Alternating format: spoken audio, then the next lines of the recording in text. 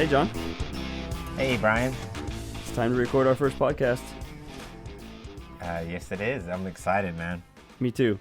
Today's topic is going to be getting started, and I'm really excited about it because it works perfectly with our podcast. We are actually getting started with our podcast, but it's a topic that is kind of a universal topic that applies to everything from really big projects like starting a company or writing a book or doing something that's going to take a long time and a lot of work, to literally like getting down on the ground and doing some push-ups today. You know, like that. Like getting started is a topic that I think covers all types of activities, and I think it's going to make it really interesting to explore.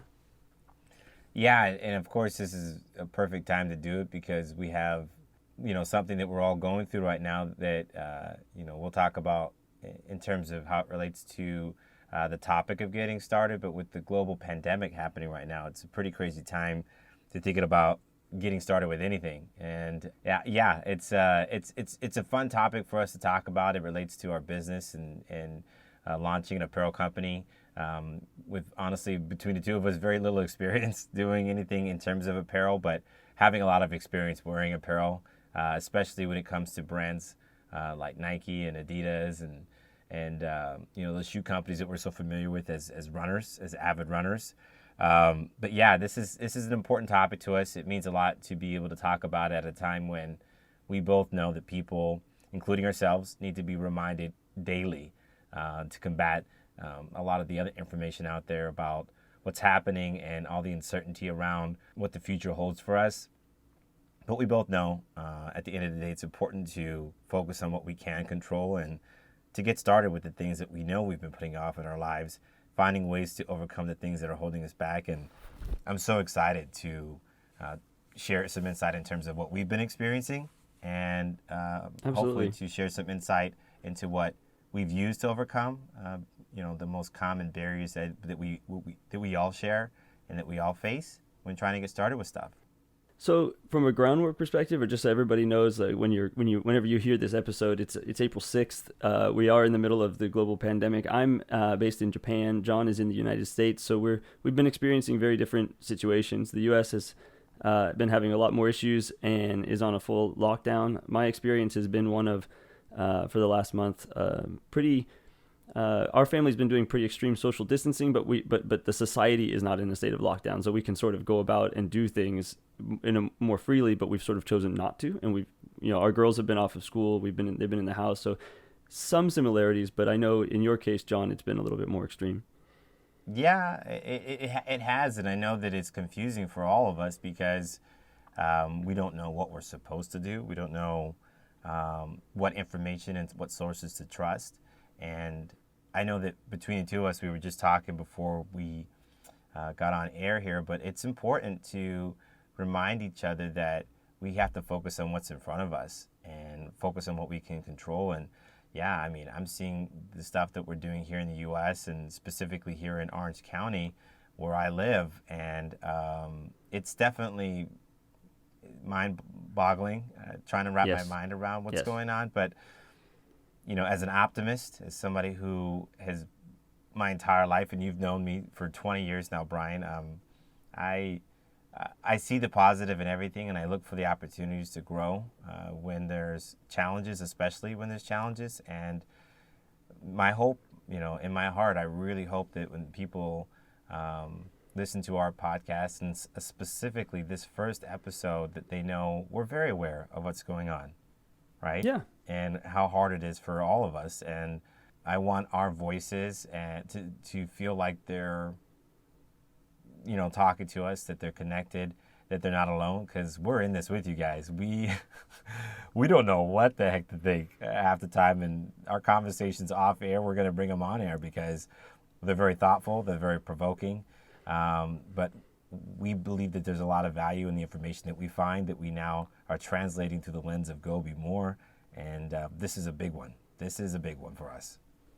It is, and we're experiencing this from multiple perspectives. I mean, I feel, because of my background and some of what I've done, like I understand a lot of what's happening at the at the macro level and the big picture, in terms of exponential growth and all these things. I understand them conceptually, but what's really difficult is the emotional impact that something like the coronavirus has. And I see this with my wife, who handles it very differently than I do, and has had more issues with the impact it's had on our lives. It's just kind of completely upset our normal routines, and it being home more, not like just every time you see the news and you see an update that's usually it's a lot of negative news. Those kind of things kind of wear on you, and it's really easy to feel a little bit overwhelmed by them. And I think that's an area where everybody's going through a challenge, and different people are experiencing it in different ways. But if you're listening to this, and especially if you're listening to this soon after we record it, I'm sure that you're going through this to some degree, right? Like everybody, I think, is in a little state of being overwhelmed by the magnitude of everything that's happening, and all the things that we assume to be sort of normal and consistent in our lives have been sort of upended, and we're trying to figure out, everybody, what can we do, and what should we be doing, and where do we go from here? Exactly. That's the big one. Like what should we be doing, right? And I think what you should be doing is what you can do, right? Whatever you can do, you should do. Whatever you can control, for sure, you should try to control as much as you can, and that includes your level of productivity at home. I wrote a social post. I cut out like a 10-second clip from like a 1-minute video that I made talking about what are you going to do with this time, while you're at home, and I feel like the opportunity that we all think about, Brian. We say this a lot. We hear it from all of our friends. We say it ourselves all the time. We say, hey, the relationships with my kids or my spouse or significant other, my the hobbies that I want to work on. I don't have time. I don't have time to work on it. I want to find time. I want to make time. I feel like we're being given that time. I know that this is a crazy moment in history. I know that it's hard to imagine living in a time like this. It really is a crazy time, but for sure, like, the most valuable thing that we do have is time. And if we spend more of it hoping this is over and hoping that it gets over soon versus, being present and focusing on what's in front of us, the most important thing that we all say is important to us, our relationships with our family and our loved ones. And now we're spending all this time with them. We're quote unquote trapped. I mean, I think you're safe at home is the way that somebody said the other day, not stuck at home, but safe at home. Well, you're safe at home with loved ones, and I hope that you're not alone. Yes, absolutely. Who's ever out there living alone, I hope that you're not living alone. I hope that you do have some way to connect with other people physically that is okay to be around if it's possible. But, for sure, I hope people are connecting with those that are in front of them, that they actually live with, that they say they want to make time to be closer to, because you're being given that time to do all kinds of stuff to improve yourself when this is over. And you said it to me a while at the beginning of this, #come out stronger. I think that we can come out stronger, and we should be doing all that we can to be the best version of ourselves when we come out of this thing, because it will end.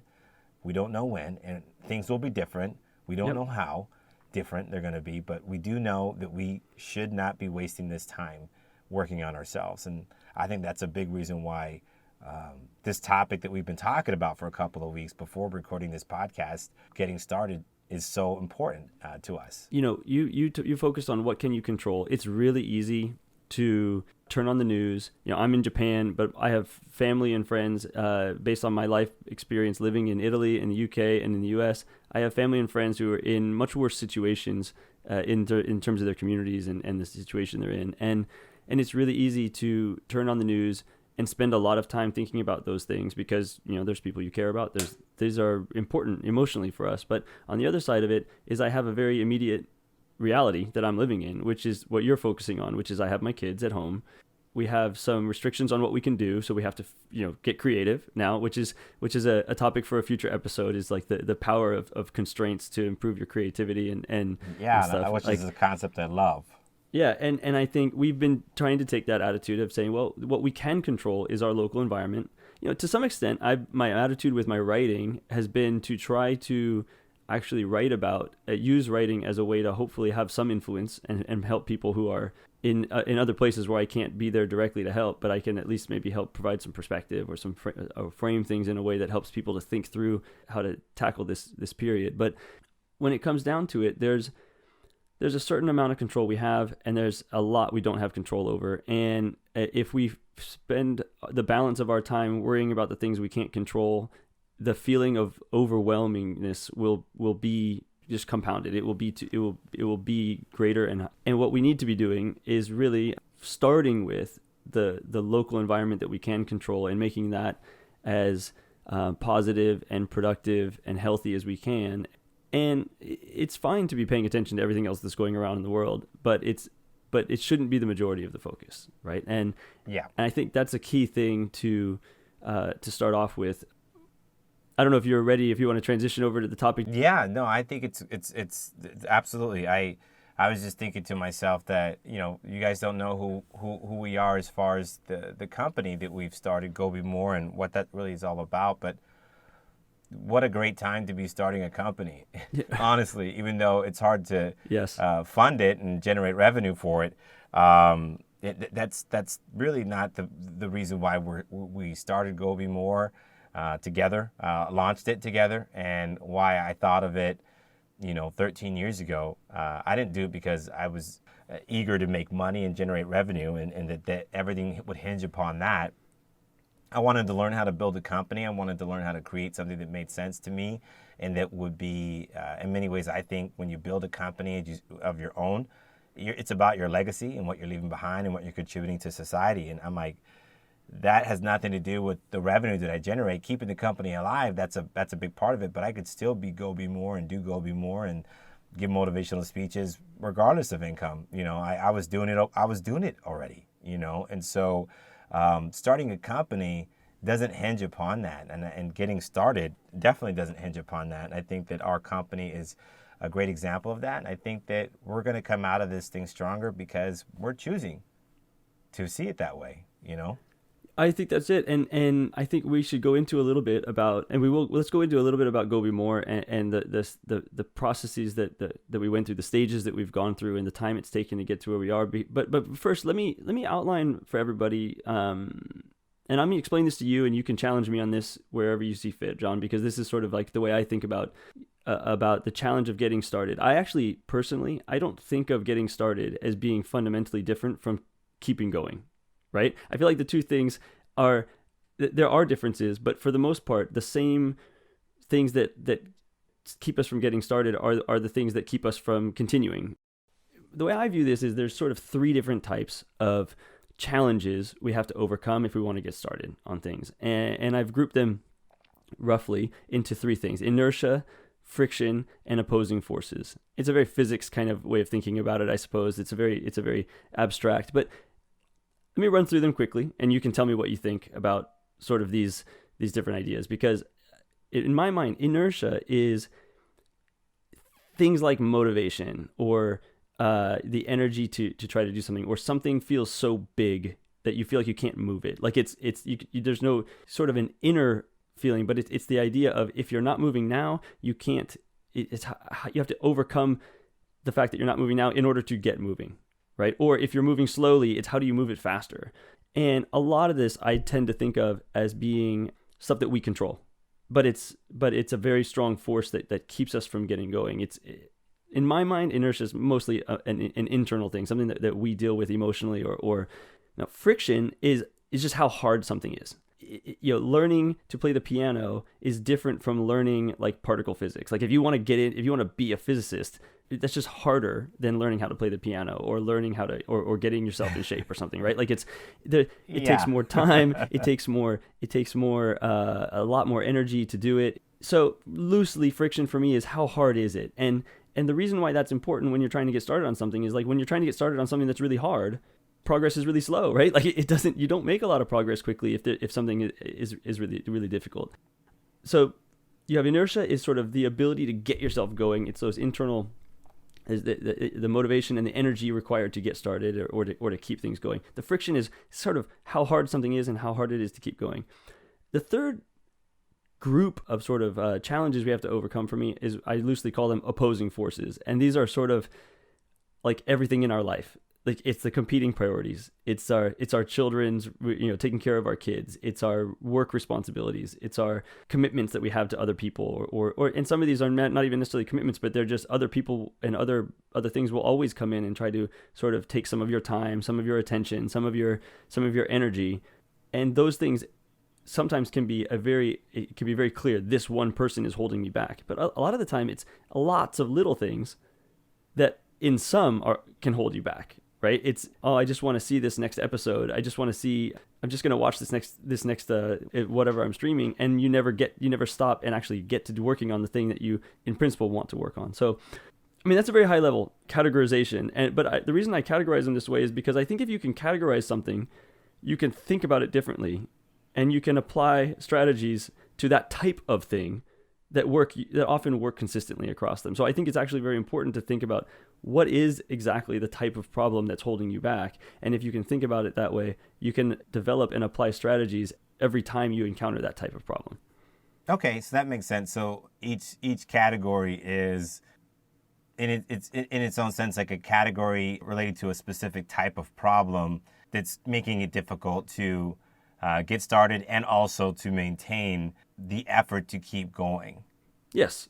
Is that kind of like how you're framing it with the article that you wrote on our site? Yes, absolutely. Because you wrote the article, and it's funny. It's like I'm being educated as well. I may have helped found the company and come up with the idea, but these mental models, these ideas of how to go be more, not just the really nice, cute slogan of inspirational words tied together, go be more. It's great, but like, I don't want to just inspire people. And this is why this partnership between you and I is so great, is that I come at it from like that dream pie in the sky kind of guy, which is great, and it's fun, and it's very motivating, and it's very inspiring. It creates a lot of energy in other people to be pumped up and ready to go. Yes. But structuring that energy, directing that energy, channeling that energy effectively and efficiently is what's key to true success and benefit from those three words, go be more. And I hear what you're saying with inertia and friction and opposing forces, and I hear them as, this is one type of problem, this is another type of problem, and this is a third type of problem. And each of these problems are all present in some capacity. Yep. And you have to address each in some capacity in order to make progress in anything, and also to get started with anything.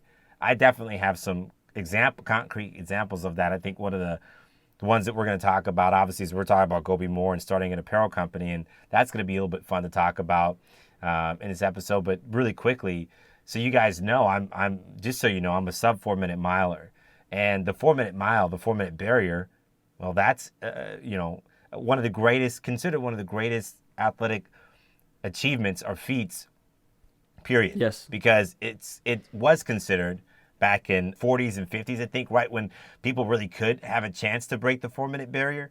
And there was all these different countries that were participating in the effort to have the first sub 4 minute miler. The UK, Sweden had a couple runners. United States had a couple runners. Australia had a couple runners. And they were all, chasing this magical barrier. And the world was actually watching. Yes, they were. And the world was actually inspired, because they said, wow, this is, in many ways, they believed that if a man went under 4 minutes, that he would die, that his heart would actually burst, and that he would cross the finish line and drop dead. It seems crazy now that people could think of numbers as having those magical properties, but I agree with you that is how it was. I thought people literally were making that argument, right?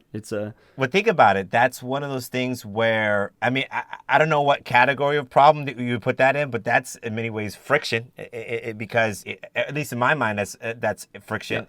Yeah. Because people are telling you, or they're sharing this collective conscious idea that going under 4 minutes, running under 4 minutes for 1 mile will kill a man.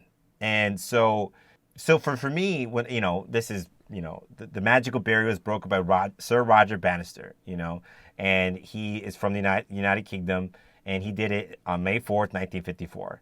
And Roger Bannister did not die. And he ran 3:59, and he did it, and it was like this huge deal. And a couple people, not too long after he did it, I think it was within weeks, Yeah, I think some so. of the other guys that were so close, they went on to break 4 minutes. Why? Because that mental barrier, that friction of the idea that you're going to die. I mean, I'm sure that holds people back that are trying to do it. In some capacity, it's friction. It's something that can hold you back.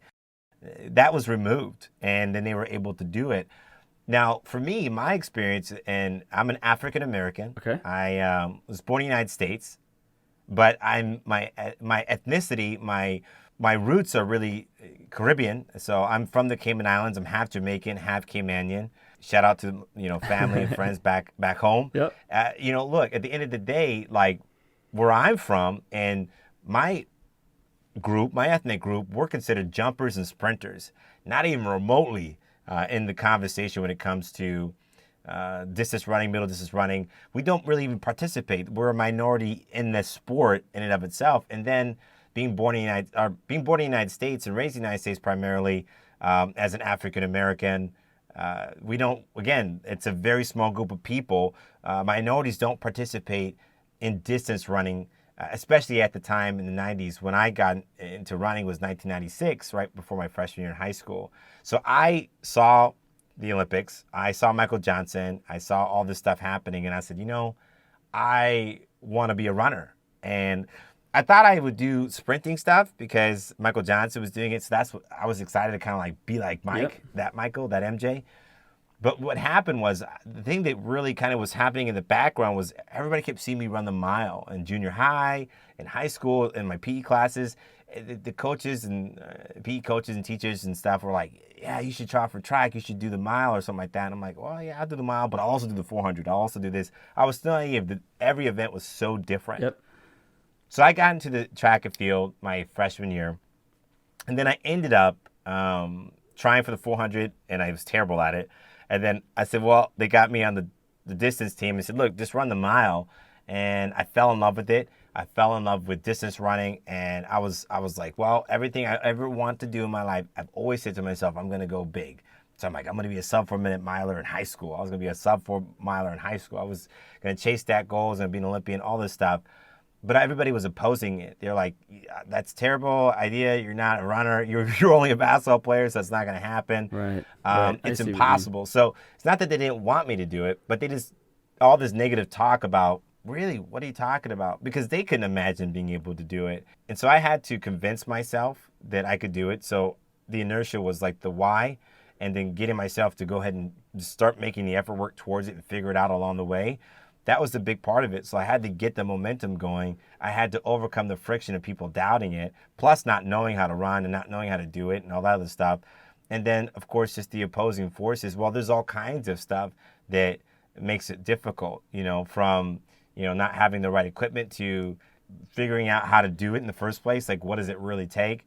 And then just all the distractions that come with competing against people that are better than you and still believing that you could do it at some point. And when other people are dismissing your goals, like you're saying, I'm going to do this, and other people are like, probably not, right? Like, I don't Right. think you should aim that high.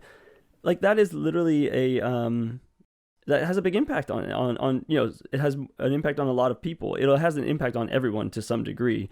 You highlighted a bunch of interesting things there, and one is I don't really know where like magical like make believe mental limits fit in here. I think they are friction. I think you're right. I think they're. It's funny to think because I think of friction as being something that's sort of constant, and these are like physical obstacles, like barrier, like the more it seems more like a line in the sand that you can't cross, right? Like you walk up to the line, you walk up to that line, and you're like, I should be able to walk past this, but everybody says nobody's able to do it, so.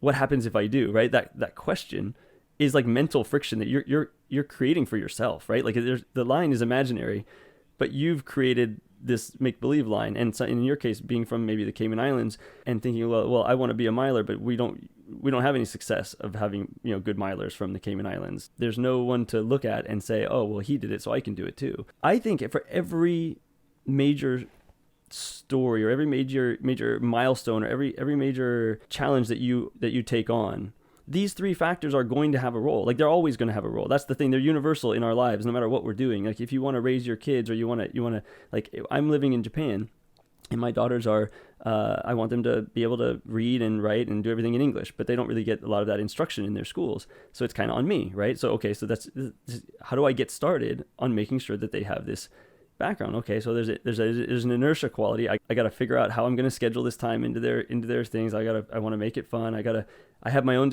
energy, and how much energy do I want to put into it? Friction, it's like, okay, what resources do I have? What am I going to use? How do I get them to do it? It's learning English is not easy, right? Like it takes time. It takes a lot of effort, right?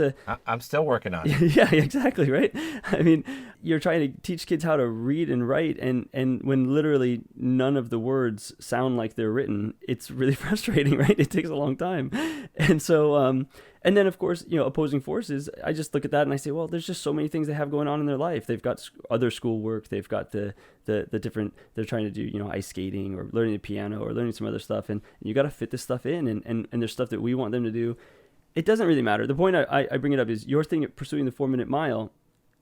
If you take a moment to look at what you're trying to do, you will see that you have to overcome these types of problems. In your case, your motivation and your belief in yourself and your desire to run the 4-minute mile probably just completely overcame your inertia. Inertia wasn't probably a big problem for you because you just blasted through that with your desire to achieve the goal that you set. Like you set the goal and just boom, you went for it, right? Yeah, I mean, I think that, and hopefully I was able to share a little bit of insight in terms of like something like that. I mean, I did break 4 minutes in a mile. I became one of the fastest milers in history, and definitely was able to do some really cool things. I'm the record holder for UCLA, and that's great. But that belief, I mean, I think that's one of the points I wanted to make was that my belief in being able to do anything. It wasn't me being able to achieve the 4-minute mile, breaking the 4-minute mile barrier, wasn't about wasn't as much about breaking the 4-minute mile barrier as it was about believing that I could do something that I believed in, that I wanted to achieve, that that's the goal, or that the idea is that I want people to understand that it was the belief and the desire to do something, and that was really the big inertia for me, was that nothing else can slow me down. Yes. As much as it typically would, because I believed and really, really wanted that thing. I wanted to break 4 minutes in a mile. I was hell-bent on being able to do that. Well, let me categorize these two things then, because I think there's two types of challenges, two types of projects, right? There's the project that you're incredibly passionate about. Like it's your life dream. It's something that it's a bucket list item. Maybe it's something that you care very strongly about. Not always, but often, if that's how you feel, it's actually much easier to overcome inertia. It's actually, the reality is, it's much easier to overcome all of it. It's much easier to overcome the friction, to overcome the opposing forces. The stronger your internal motivation, the stronger your belief in why you're doing what you're doing, the more likely you are to overcome all of these problems. Like that is the natural force that overcomes all of these. And I'm reminded of a quote, right, that I've shared with you in the past. It's I think it's by Nietzsche, but I didn't read it in a Nietzsche book. But it's he who has a why can bear any how. And the idea is that if you have a reason that's strong enough for doing what it is you want to do, you can overcome all the obstacles. The how is all the obstacles and the stuff I'm talking about here, the inertia, the friction, the opposing forces. If your reason for doing what you're doing is strong enough, you will find a way to overcome those forces. Can we talk about that quote for a second, please? Because that's, sure. I think, very relevant to what we're all dealing with right now, is that we all need to find something that we believe in and that we want to strive for and go after and get started working on, and identifying the why will help us to overcome this pandemic. Honestly, I mean, I think that it's very easy, and in many ways it's valid to as an excuse to be like, well, we were dealing with this pandemic. I was very limited in what I could do. But at the same time, I really feel like when us case in point, like there was never 1 second. In fact, you doubled down on Go Be More. and along with me and honestly the rest of our team. I don't think there's anyone on the team that said, oh, I think we should probably not be working on this right now and growing this business. We doubled down on it, and we're going to be coming harder. And I think in many ways it's almost maybe ignited the fire even more so to do it because of our passion for what we're doing, regardless of what's going on. We feel like now more than ever we need to do what we're doing. But I do believe we have a strong why, a very, very strong why. And I think that I want to see more people look for that why and whatever it is that they really want out of their life, with the time that we're all given. And I think that will help more people to be purpose-driven with how they spend their time as we transition from what we're dealing with to whatever we're going to be dealing with after it's over. And as we work through this right now, I just feel like that's a really, really, really timely quote. Yeah, and here's what I would say. Like, I agree with you 100%. And I think, there's the two groups that I was getting at. One is this area where you're super passionate about it, and it's like a lifelong dream. It's something you want to pursue. Then there's the other type of project where you're not super passionate about it. You don't internally have that huge thing that's driving you, but maybe for other reasons that are important, you still need to do it, right? It's a project that needs to happen. It needs to get done. And I think both of these there are strategies to overcome the obstacles, no matter how you're feeling. The more motivation you have for it, the more desire, the more passion you have for it, the more likely you are to overcome, right? It goes back to the quote. There's a corollary to that quote. He who has a why can bear almost any how. And the corollary to that would be, if your why is strong enough, you'll find the how, right? You'll figure it out if you care enough to do it. And I think if you're in a situation now, well, let's just say if you're in a situation, we are all in a situation now where we're sort of stuck at home, and our lives have sort of been upended, and we're making the best of the situation. If there's something that you want to be doing and you want to get started on a new project, the project to get started on is the thing that you're passionate about that you haven't started on, because that passion is going to be the resource that helps you overcome all the extra obstacles that are thrown in the way, all the opposing forces, the coronavirus restraints, the friction of doing something hard. My recommendation would be, if you want to get started on something, don't pick something you don't really care about. Pick something that you already have an innate interest and passion for, because the harder the obstacles you have to overcome, the more you're going to rely on that passion to overcome it, that motivation. Absolutely. Yeah. Without a doubt. Either way, though. I totally agree with you. Either way, though, all of that passion, motivation, it all has to be formatted into sort of routines and habits and many other things. Like, passion doesn't really solve any problems until you use that passion to create the routines and the systems and the habits that solve the problems, right? The passion is what enables you to find the how, but the how is always going to be consistent. It's going to be consistency, incremental progress. It's going to be doing what you can when you can, and having a longer term goal or vision in mind, and just working small steps towards getting there. And that passion is what allows you to sustain it, right? Especially as it gets harder, and especially as things keep coming into your life to sort of potentially knock you off track. Yeah, exactly. I think that right now, more than ever, it's very clear that if you weren't doing what makes you happy in life, if you weren't working on those things, even if it's just, we'll talk about this again at some point down the line, the Just One Challenge, our systematic, fun way of approaching getting started, which is like, if we wanted to see you be more active, right? Go be more active. We said, well, let's promote doing just one push-up a day for 30 days, right? And the idea is, you're not going to get in great shape. And you wrote about this in a previous article, but it was really fun to read it. The way that you wrote it was, I know you're not going to get ripped and super fit from doing one push-up a day. It seems absolutely absurd. But what seems even more absurd is not doing just one push-up and saying that you don't have time to do just one push-up, or that you can't physically do one push-up. If either you can't make the time to do one push-up or you cannot physically do one push-up, we have a bigger problem, and we want to address not getting started with being more physically active by helping you to get started with just one push-up and promoting that and saying the minimum is okay. Just do something, but don't not let the bigger things, all the stuff that encompasses this thing that you want to do, start a company, get in great shape, run a marathon. Don't talk to me about running 26 miles when you haven't even run one step. That's right. And you haven't run one time around your block. And so I think that focusing on what you're definitely motivated to do, what you've really wanted to do, what a great time to sit down and figure that out. Like, there's so much that you could do right now in terms of worrying about things, but that shouldn't be the entire day. That shouldn't consume up all of your mental energy. We should all be very aware of what's going on with the pandemic and the things that we should be cautious of and the financial challenges that we are all feeling and facing.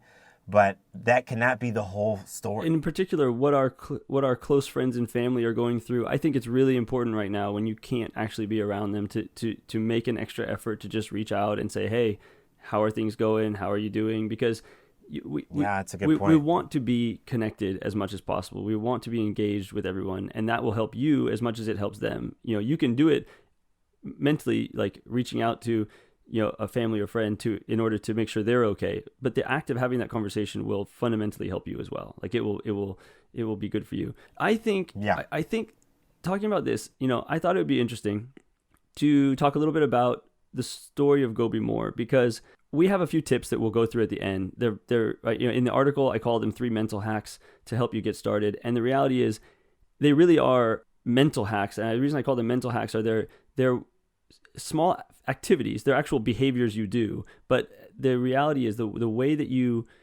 they trigger your brain to think about the problem differently. And they help you to overcome things like inertia and friction and these opposing forces. But we're going to get into those a little bit. But I thought it'd be interesting because the story of Go Be More, I think, highlights these things, and the story of your challenge to get Go Be More started and the time it took. And I really want to talk about it. One, because I think it's a great story and it's good. It's useful for people as they're learning about us in the podcast to have some context about what Go Be More is and where we came from. But also because when we start talking about the strategies at the end, it'll give us some concrete reference points to sort of refer back to. So I'm gonna lead the witness here. I'm going to ask you some questions, and I'm going to sort of, you started Go Be More. I'm going to put you on the stand. That's what I want to say, Jon. You're on the stand now. You started. All right. I promise to tell the truth, the whole truth, and nothing but the truth. Okay. So you started this, I would say started the company. I mean, at least you had the idea. I don't know how much you did in terms of formally starting a company back around 2007. Right. So my understanding is 2007, you have the idea for the company Go Be More. You have the idea for the slogan, the gingerbread man logo, the ideas, a lot of the ideas. And what I'm going to do now is say, like, actually, we launched the website and started selling apparel in 2019. So there's a 12-year gap. And what I find interesting about this is that I will be perfectly honest. I think this is perfectly fine. Like, that's just the way life is. That's the way things are, right? You got started in 2007, and we got to a major milestone in 2019. And I think it's interesting to talk about what you were doing during that time, and a little bit maybe about what held you back, and a little bit about the progress you were able to make. And then we can go back and look at that when we start talking about the ways to help go get started. I think it will be useful to refer to sort of your story and use it to help make the examples more concrete. Yeah, no, I mean, appreciate that. Being able to tell the story, we've been getting really good at this, because we're sharing it now as much as we can. Mm-hmm. But, the Go Be More came from this need to find something that represented me as a person, and as well as me as an athlete. I was inspired by my sponsorship with Nike to become a sponsored professional athlete in any sport is, for a lot of kids, a lot of boys and a lot of girls, it's a dream come true. And I definitely aspired to be a professional athlete. I thought it was going to be in basketball when I was a really young man. And, by the time I was a teenager, my early teens, it switched to track and field and wanted to become an Olympian. But Nike became the thing that helped me to realize that dream. They sponsored me after I graduated from UCLA in 2005. And I went on to spend 4 years as a sponsored Nike athlete. And it was near the end of that relationship with them where, again, they were so awesome to offer me an opportunity to continue that relationship 4 years for another 4 years and another Olympic cycle.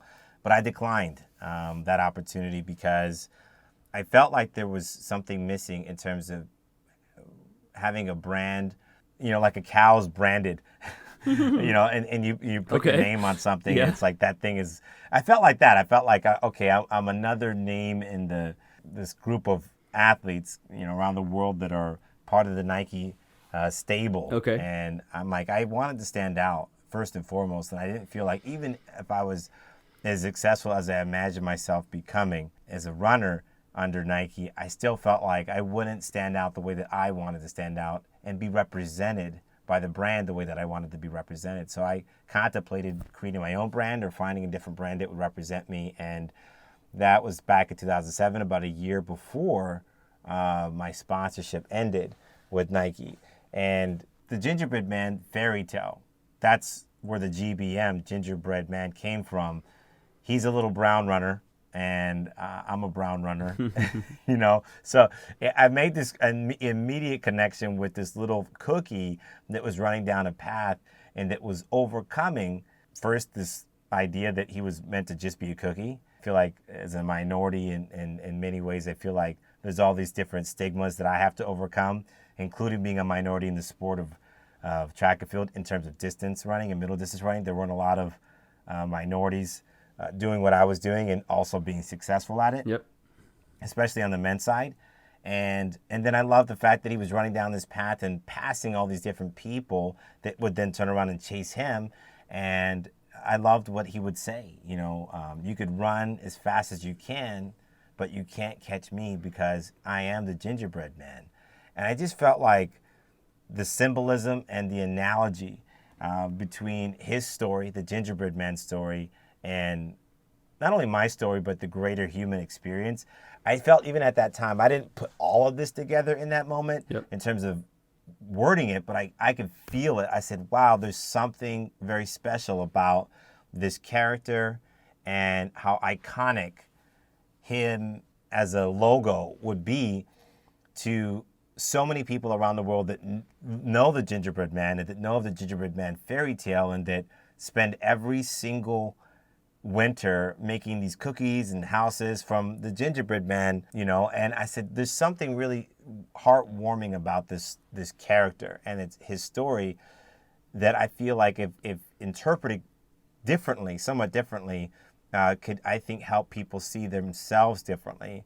And as a motivational speaker and as a professional athlete who goes out and tells people about the desire, the dream, to chase those dreams and how important that is to their happiness, I felt like his story represented that. And so that's how it got started. That's where it came from as far as the origin of it. So you got that message and you started sharing the message of Go Be More in your public speaking and in your events that you did as an athlete, right? This is my, I'm you can tell me if I'm wrong, but it seems like, the idea to make it your own company at that point, like you've never started a company at that point. You're probably 20, in your early 20s, and you have this idea, like you've got this message that you're using and this character that represents it, and you're refining that, and it's evolving from 2007 to 2008, 2009, whatever the time period. But when you decided you wanted to make it an actual company, how did you approach that? Like, what were some of your steps? Like, what were some of the things that you did? Well, I honestly didn't know what to do. And even starting a company at that time, at 25, 26 years old, in the midst of the beginning of a professional athletic career, it wasn't necessarily something that I wasn't very knowledgeable about for sure. And I didn't really have any clear idea. And again, I'm such a dreamer and a visionary that that's one of my biggest, I guess, barriers at that time, especially, was like, I didn't even know where to take it, in terms of building a business. And I didn't really do the research. I didn't do the homework that is required when you do business. That's one of the number one things. I think you should really get to know the industry itself and what others are doing, and also to help clarify what it is you want to do and what it is you really want to focus on. I think that ties into what we were saying earlier about knowing your why. Once you know the why and you're kind of clear on that, which I think the homework that I needed to do to build a company, I probably would have done this much sooner if I would have done that step, I think maybe in the beginning. But there's other things that we'll talk about in just a second that were barriers, but that's not where I was at. Right. I just knew that I needed something, and I wanted to create something that represented me, and I had no idea how to go about it. So I think that not doing the homework was one of the issues. I didn't create enough inertia from knowledge, and the research required to acquire that knowledge was something that I was lacking. So that's definitely one of the reasons why, in my opinion, why it didn't happen sooner. Yep. Makes sense. Yeah, so I think that's a big part of it, but I definitely didn't have the intention of doing what we're doing now. And at that time, I wasn't thinking, I'm going to create an apparel company. I know that was kind of like an idea, but for sure I needed something that represented me so that when I went out and spoke to people, that I was leaving something behind for them to reference after my speeches. Because my biggest dream is to become a great motivational and inspirational public speaker, even greater than the running. The running was just looking back in retrospect, was just a vehicle to help me to better understand who I am and what I really want out of life, and also to give me confidence. So I was successful at something, but that thing just helped me to better understand and refine my understanding of who I am, so that I could then turn around and translate that into the speeches and into the work that I'm doing as a community builder and as a motivational speaker, which is now really a big, I think part of what Go Be More is all about, is bringing people together and educating people about these things that I've talked about, but educating them from that standpoint of this inspirational story that they can always reference, that helps put into perspective what it is that they're experiencing and what it is that's holding them back. So I think, you had this case then where you've got this message, and it's sort of a self-defining message for you. It represents you. But I do know that you did a lot of small steps along the way, because I don't know what year you did it, but I know that you had, for example, logos done up. I know that you made T-shirts for kids at a camp or something like that. I don't remember exactly where they were given out. You actually got a trademark for the logo and the company. You did do a lot of other steps, which were incremental steps. They didn't lead in that moment to actually starting a company or actually like a final vision, I would say, but they were activities that continued on. And there's a lot of people you met along the way during that time who you shared your ideas with, like what you thought you could build with this brand. And the reason I know that you talk to so many people is because a lot of them are still supporting us today, right? Like these are people who maybe 10 years ago, they're so excited about where we're at because they've had this hope for you to be at this point with this idea since you first told it to them many, many years ago. Yeah, it's a funny point. I guess it's funny because, if you look back at how you get to certain points in your life, honestly, you can use this with anything. It's not necessarily like something that you're focused on building or aware that you're building. But yeah, I talked about it a lot. I think one of the things that I've never had a problem with is talking about my dreams with other people and sharing ideas about things that I really aspire to do. And I don't have a lot of dreams, like a lot of random stuff that I bring up and I try and then I don't do it. It's like, I have these things that I really feel like come to me, and I'm trying to figure out how to do it, how to make it work with whatever is in front of me, and also how to have that work with who I am and the things that I'm not good at, and the struggles that I have mentally, emotionally, physically, that as just a person that I am, just being who you are in and of itself, I think is in many ways kind of fits into all three categories of inertia, friction, and opposing forces. I think we're our biggest, in many ways, our biggest obstacle to overcome. Yeah. And I think that I've experienced that throughout my journey to this moment with you. But for sure, I was doing things, guessing half the time. But I think that's the point, is that if I would have spent all that time researching, I don't know if I ever would have gotten started.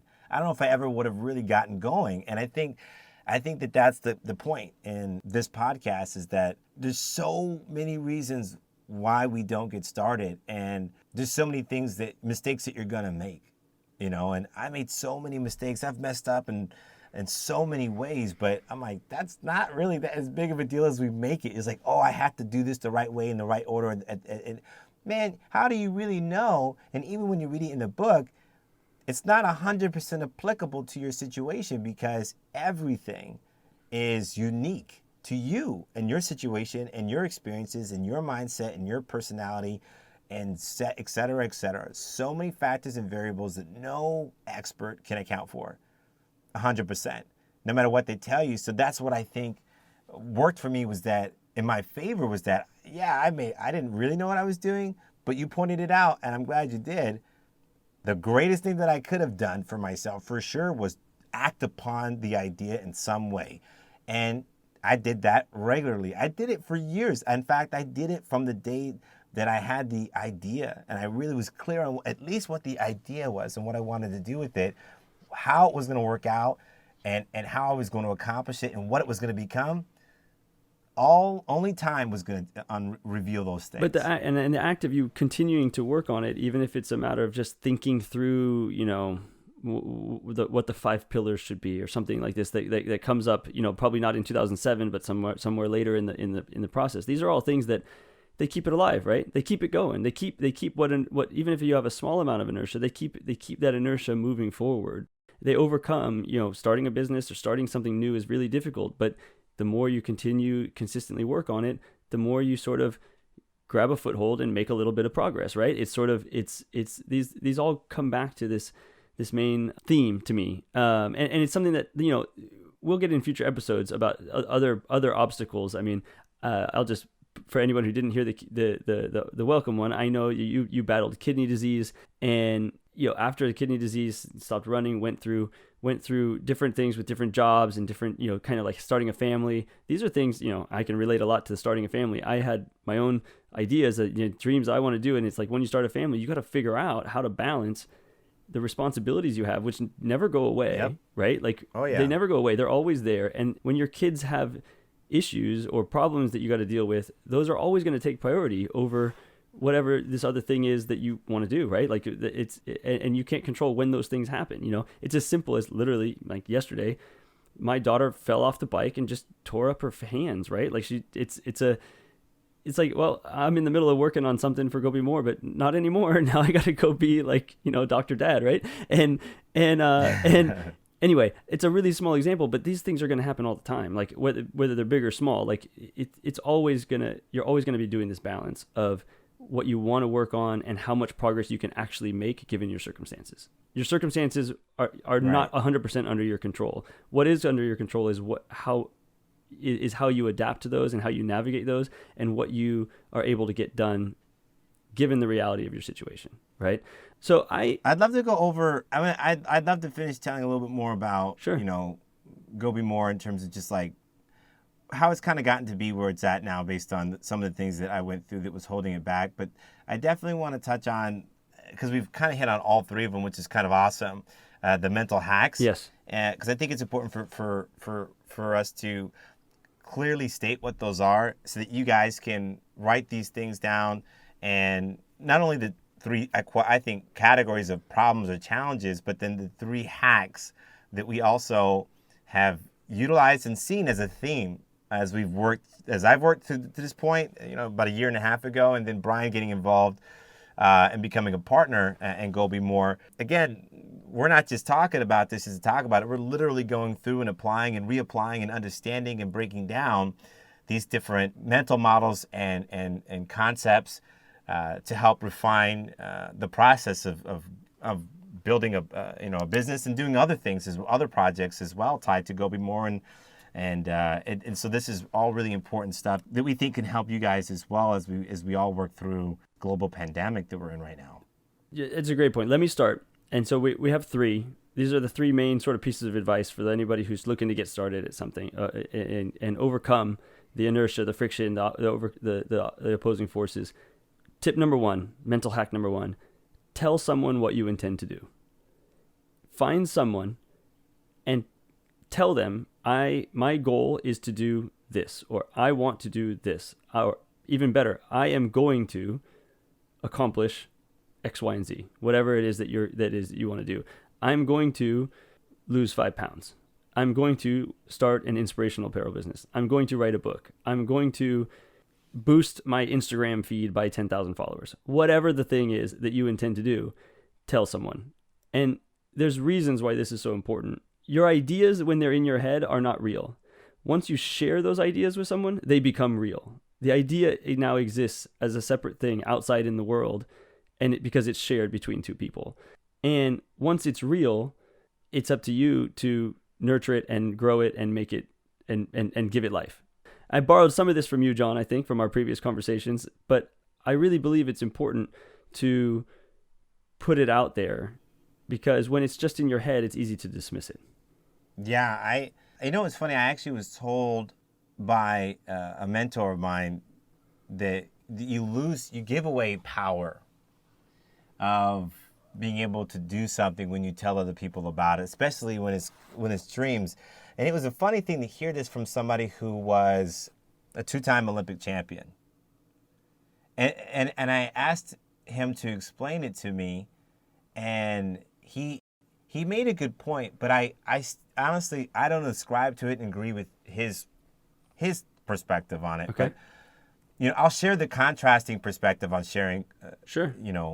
telling people about stuff, because I think it's important, because I think a lot of people are afraid to tell people stuff because they feel like they're going to get bashed for it, Okay. that they're going to get discouraged from it.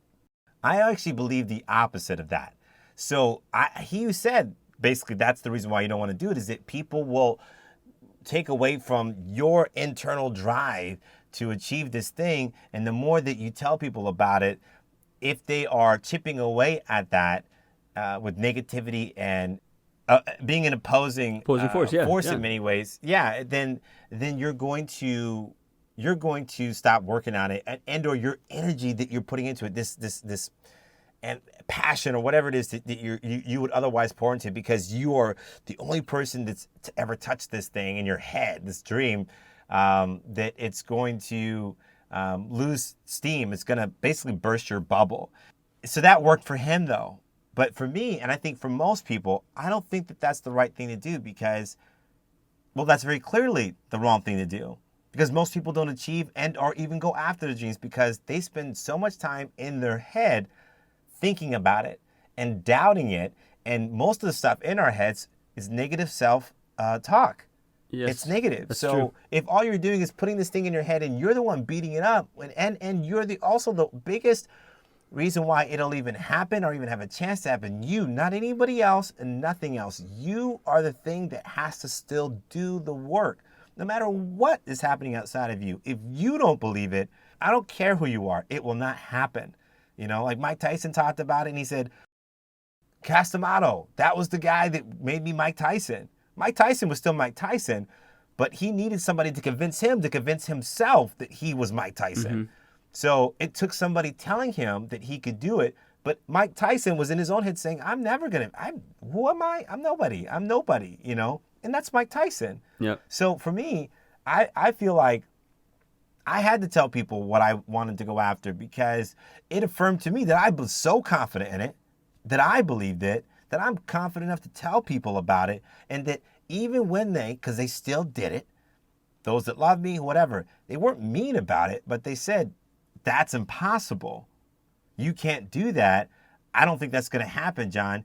Oh, you better be careful to believe in it so much, because when it doesn't work out, you're going to be really disappointed. Guys, I got to tell you, a lot of stuff is not going to work out. But most of the time, the reason why it doesn't even work out is because you don't even go for it. And the most time you don't go for it is because you don't tell somebody about it. You need to tell people about it so that you take ownership of that dream and then take responsibility for actually making it happen. It doesn't matter if it doesn't work out. I tell people this all the time. You're happier when you're doing what you love. And the moment you start going after the dream, it's more about the fact that you started it, you're happy, not because it worked out. So happiness, I think, comes from that. So I think you need to tell people because it forces you to get started. Yes, and the reality is there's nothing that says you have to tell everyone, and there's nothing that says if you know somebody is a typically negative and not a good person to tell, you don't have to spend your time telling that person, right? You can certainly choose to tell the most supportive people in your environment and not tell the people who are not supportive. I think you can definitely be strategic about that. But I also think that there's this concept called consistency bias, and what it basically is that we don't want to be seen as being inconsistent with the persona that we present to people. So if I am presenting to you, Jon, as somebody who's very thoughtful and wants to analyze things and do stuff, like, I don't want to act in a way that goes against that image of myself that I'm putting out there.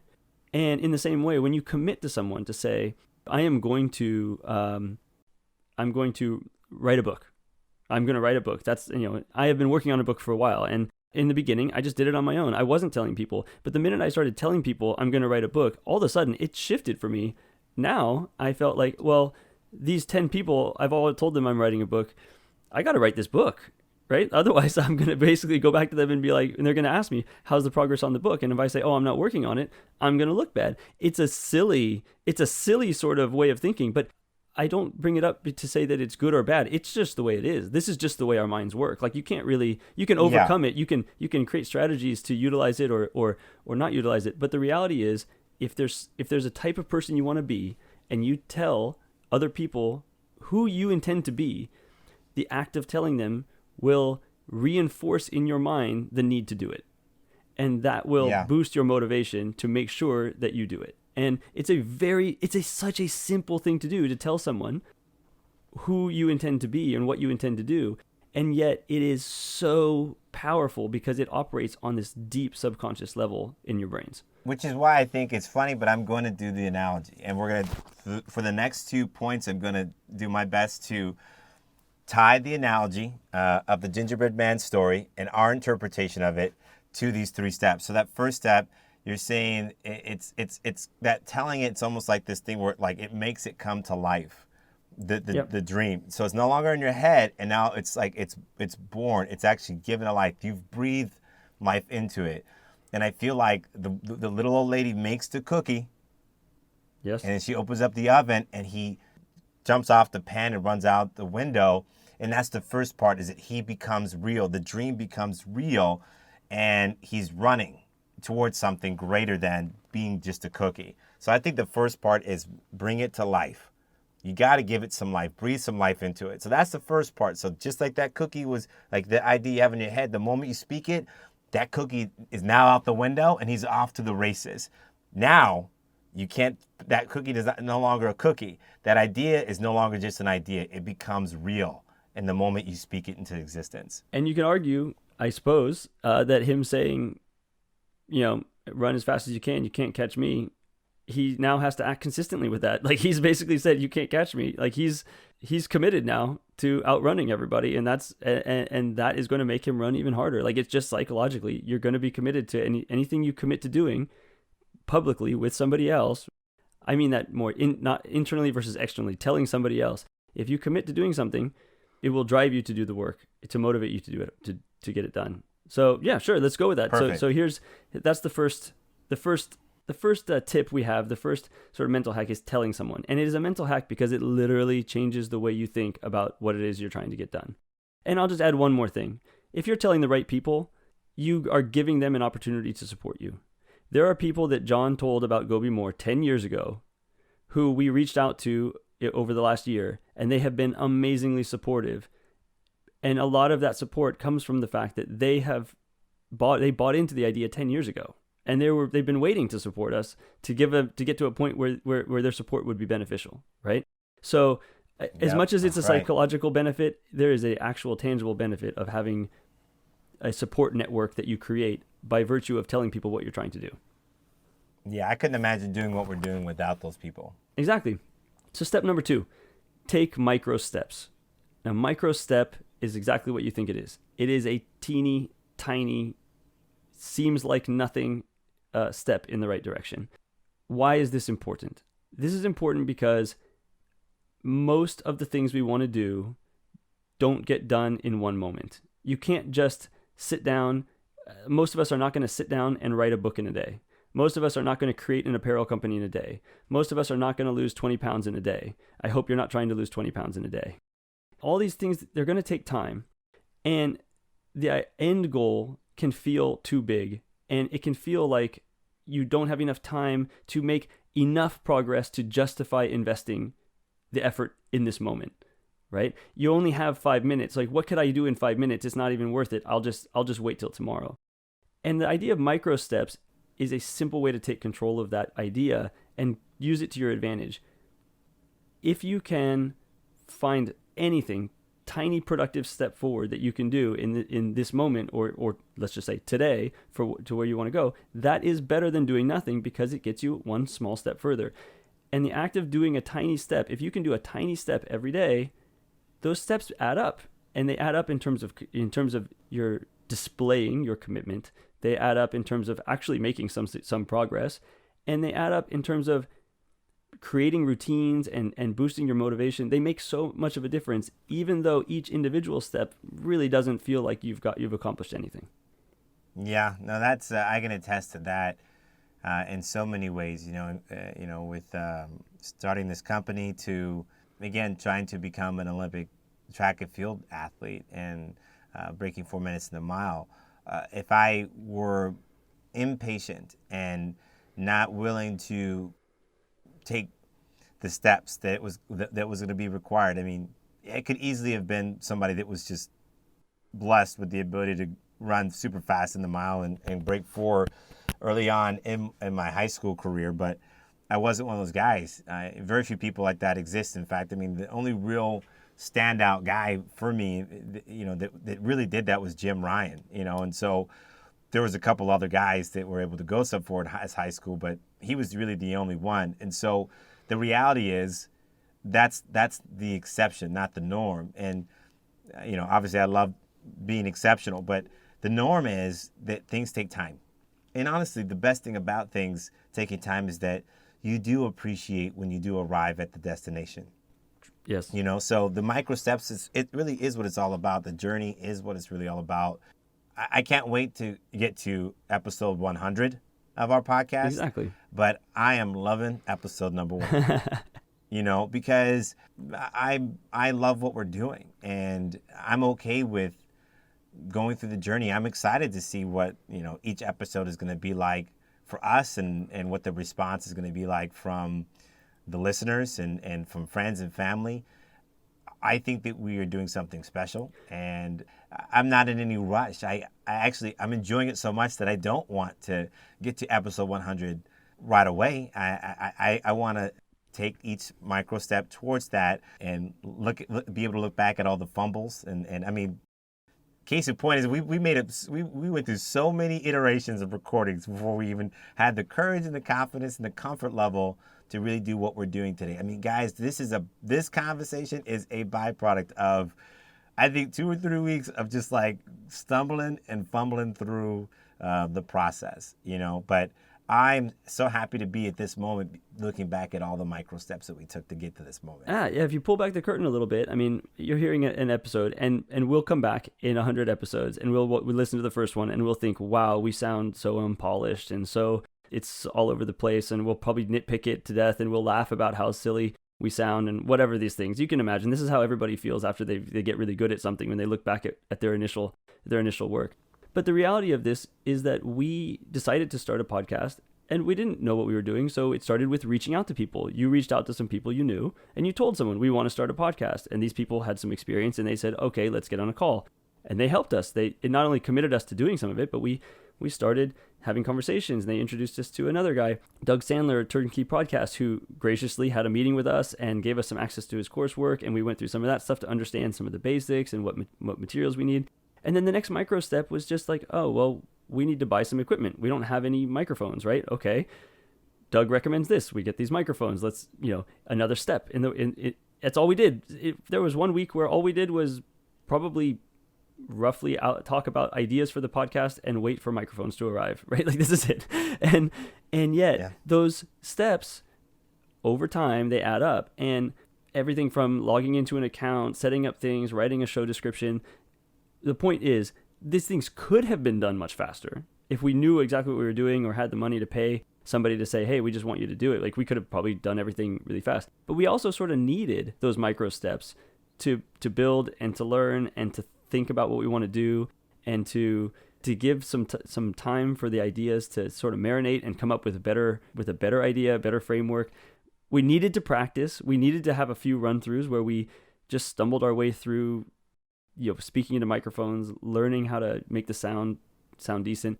The thing is now, like, I look back on it and it's frustrating in the moment. Here's one of the things about micro steps is micro steps are frustrating if you don't have the right mindset about them, because they feel frustrating. They feel like you're not making as much progress as you want to, or as you should be making, the dreaded should word, right? Like, I should be able to do this faster. It shouldn't be taking me so long to figure out how this software works or whatever the thing is, right? All these things that are holding you back. But all of those small steps are progress, and that is often the most you're going to get out of it. So embracing that will give you a better opportunity or better likelihood of being successful and actually getting started. Yeah, I couldn't agree more. I think that one of the things that's really invaluable about going through the process of anything and taking those micro steps is all the stuff that you learn with every step that you take. And sometimes those steps are missteps. Absolutely. A lot of times those steps are missteps. Absolutely. But I'm like, boy, I tell you, all the missteps that we've made, when it happens, it's like, oh man, that sucks. I wish that was the right thing, or I wish we were moving forward. In the moment, it's definitely frustrating because that's what you think. But I got to tell you, like, when you retrospectively speaking, man, it's so cool to know what I know now. And a lot of times, knowing something is not about like knowing the answer. It's about knowing what isn't the answer. That's right. Yep. Be like, oh, that doesn't work, that doesn't work, that doesn't work. You know what? Why people pay consultants? They pay people because they're going to tell you everything that doesn't work. And they're going to tell you what also works, but they're going to tell you what doesn't work. So you can go, oh, because I was thinking about doing that. And you'd be like, well, don't do that, and this is why. But how do you think they know that? Because they made the mistake. That's why consultant's great. I don't want somebody that's read it in the book. I can read it in the book. I want somebody that's actually went through it and messed up and said, well, I actually messed up and I know what doesn't work. That's why I'm paying you, because you went through it. And I said, oh, so you know it. Okay, I'm going to hit you up. That's why you trust coaches, because they went through it. That's why you trust teachers, because they've actually gone through and studied all the stuff and gone through the testing and all that stuff. And then you say, okay, I trust you. Teach me what you know about the thing that I now want to know how to do, or the thing I want to teach, or whatever, right? You have to make the mistakes, because when you do, you're that much better at the thing that you're doing. Even if you don't want to be an expert at it, going through the stumblings, going through some of the learning and the experience makes you appreciate and helps you to appreciate and maximize whatever it is that you are doing, or any services that you do decide to employ, including what we were considering, which is having, a lot of help with doing the podcast, which we still want to do, but we decided, hey, let's just work with what we got, and work with what resources we have, and conserve a little bit financially, and bootstrap this bad boy. And honestly, I'm really glad we came to that decision after a couple of months of conversations. A good friend of mine, I want to mention him, is Joe Fear of Hustle and Flowchart podcast. And those guys, obviously, I've known them since high school, and they're crushing it in the podcast world. And from a consulting and business consulting standpoint, those guys know how to market podcasts, and they're wonderful. And the conversations we've had with Joe and his team have been great. And they turned us on to Doug and his team. That's right. But we're not there yet. So we're working to earn that. But I tell you what, when we do get there, we're going to appreciate that additional expertise that we bring on, because we're going through all these micro steps to do a podcast, produce a podcast, and create something that's of value to our listeners. That's right. Ready for number 3? Yes. All right, the third tip. And this one, it's a mental model that I call 0 to 1, but let's reframe it as just get to 1. This is the tip, is just get to 1. And there is a concept out there. It's very easy to get sucked into this mindset that it's a lot harder to make $1 million than it is to make $1. Or it's a lot harder to get 100 clients than it is to get 1 client. To sell 1,000 shirts is harder than it is to sell 1 shirt. And the thing is, this mindset actually, I believe, is fundamentally backwards from how many projects work, right? Maybe not all. I don't want to make it out to be some exclusive thing. The thing about mental models is you got to apply them where it makes sense. But the thing is, when you're trying to, let's use the example of Gobi Moore making an apparel company, and we want to sell clothes. It is so much harder to sell the first shirt than it is to continue selling shirts once we've got everything set up. To create the company, to do the logos and designs, to make the partnerships, to do the printing, to do all the steps that it takes to get the first shirt printed and sold to somebody, and including finding customers, marketing, everything. All this stuff is so much work to get the first shirt done. And after that, that work is done, and now all you have to do is continue selling the shirts. I'm very conscious that, it sounds like it's, okay, that makes sense for shirts. But if you're writing a book, it's very hard to get to the first draft. Once you've written the first draft, it's a lot easier to go edit and figure out what it is you're doing. If you want to get in shape and start doing, if you want to, every day you have a routine, you want to do push-ups, it sounds contrary to people that it's harder to do one push-up than 30 push-ups. But the problem is the first push-up, you have to actually go get on the floor and get yourself out of whatever it is you were doing and get onto the floor and start doing the push-ups. And that is actually the hardest part for most people. Once they get on the floor, it's unbelievably hard. It's honestly, I can't believe how much credit we don't give that aspect of doing something, going from 0 to 1, getting to that first rep, everything that's tied into getting to that point. I mean, when you shared this with me, I was like, oh man, it's so well put, And what was the what was the author? The name of the guy who wrote the book? So actually, I mean, this comes from a book that I read by a guy named Peter Thiel, and Peter Thiel is a tech investor. And to be honest, my take on 0 to 1 is different from his. So if you want to read the book, it's totally worth reading. It's a great book. His framework is that it's a lot harder to invent a new technology, to go from doesn't exist to new technology exists, than it is to take that technology once you've invented it and sell it around the world. So, for example, to create a new technology in his mind is going from 0 to 1. To take that technology once it exists and sell it and implement it in every country in the world is going from 1 to 200 or something like that, right? So his argument is that it's much easier to take something and replicate it than it is to invent in the first place. My take on the book, I think that's probably right, and I think there's a lot of insight in there for people who are trying to create new companies and technologies.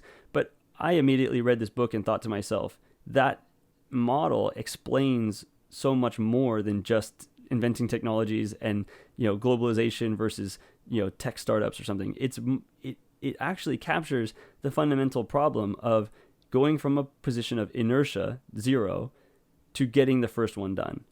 And I said something about writing the first draft of a book. That's too big to think. Realistically, when I think about 0 to 1 and just get to 1 from a standpoint of writing, when I want to work on the book, when I sit down, I have to sit down and write the first sentence of the day. Whatever that first sentence, whatever that thing I'm going to write for the day is, I need to sit down and write that first sentence. Some days I'm going to write a couple sentences and that's all I'm going to get to. But often the hardest part is sitting down and writing that first sentence. And once I've written the first sentence, the rest just start to come. I've gotten over the main obstacle, which is getting going, getting the first step done. And I love this mental model, this sort of way of thinking, because it is applicable, I believe, from all the way from starting an apparel company. The first time, honestly, I'm just thinking about this now, so I haven't really given this thought before this, but the first time I really encountered this was when I was in high school. I was the editor-in-chief of our high school yearbook. And we met with this yearbook company, whatever the guy was who we partnered with or who we contracted to actually make the books. And I asked him, how much does it cost to make a book? And he said, well, the first book costs $15,000. And then every other book after that is more or less free. And I was like, what? That doesn't make any sense to me, right? Because I didn't understand anything about publishing or any of this stuff. But this is a physical book. You have to make all of I'm forgetting all the terminology for it, but you have to make all you have to make the first version of the book, like by making every page, every spread, everything has to be designed perfectly and put in place. And all of that work of making all those files and putting it all together and doing all that takes a ton of time and effort. But then every additional copy is literally just about running it through the machine over and over and over again. Like every other copy after you make it is more or less free. So you have this like very low, now I've studied business and finance and everything. I know there's this difference of sort of the fixed cost, marginal cost. All of it makes sense. But the reality is when I think about the yearbook now in the 0 to 1, is getting that first yearbook done and printed. That is 99% of the challenge. Now, selling the books and getting people to pay for them and printing all of them, there's work there, but getting the first book done is the fundamental challenge. And anyway, we could come up with 100 examples for this, because the reality is it is a fundamental sort of principle, I believe, of the way progress happens and the way we need to think in order to get past the concept that this is too big, that this is too much, like I can't make significant progress because the end goal that I want to achieve is so large and the amount of progress I can make today is so small. Well, if you can find a way to create what is the one you need to get to each day, that will allow you to build off of that one once you get that one done, and you can commit to just getting that one done. If you can build a system in place to do that, it will sort of trigger you to sit down and commit to just getting this. Now, just one challenge. If you adopt the just one challenge says just do one push-up a day. The goal of the just one challenge is not for you to do one push-up a day. The goal of the just one challenge is for you to force yourself to get on the floor and do the one push-up.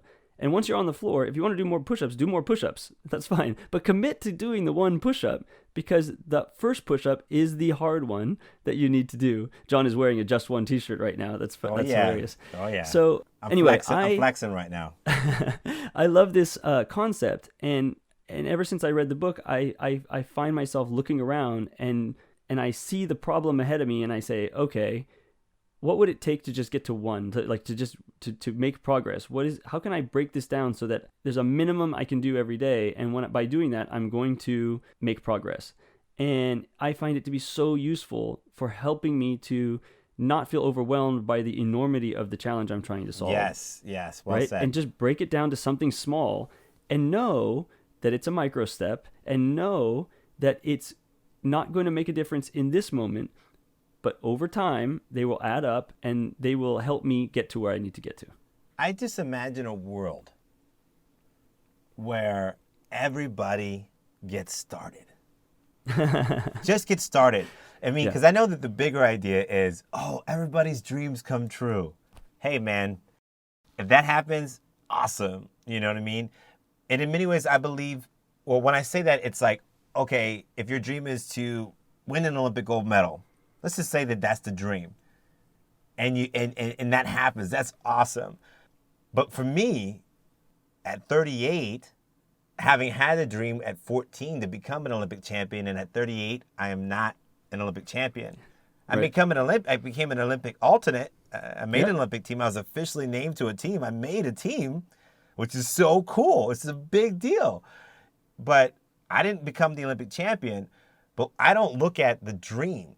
I don't look at it as a failure. I don't say, "Oh my God, I didn't achieve the entire scope of the dream." I mean, I felt like the moment, and this is what I want for everybody else. I think this is why we love the Just One Challenge, because how far that goes, how far that journey takes somebody. I believe that just getting started is the equivalent and even greater than achieving the dream, because you're doing the thing that most people never do in life. They never get started.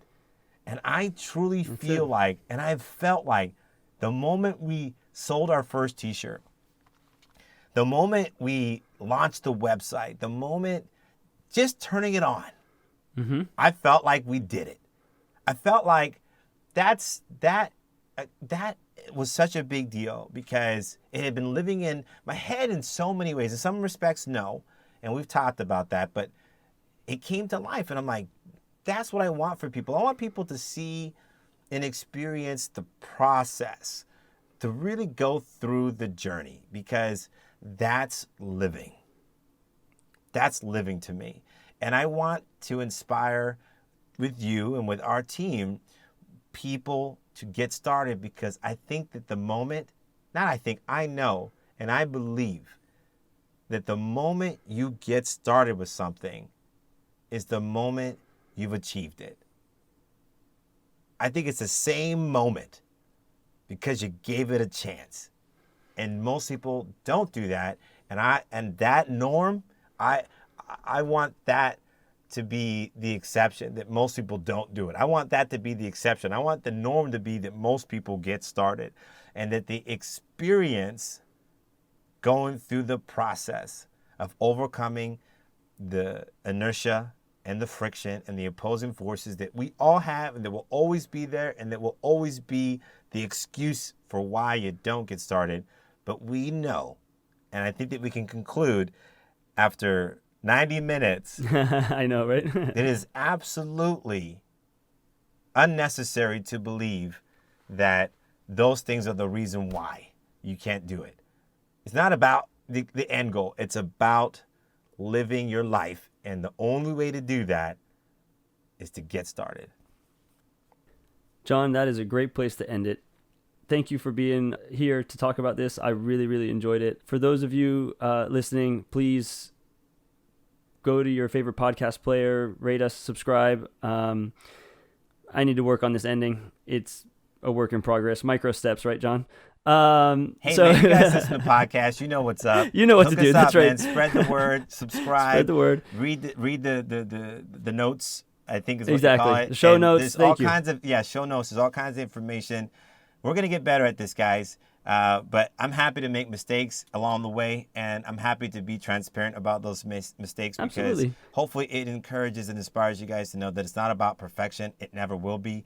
We'll always make mistakes, and honestly, I don't want to hide them, because I know that it will inspire you to go for it and to get started. So thank you all. We, John, on behalf of John, I'm Bryan Green. We are what the world is chasing, and we hope this podcast and all of our future podcasts will help you to be what the world is chasing too. Right on.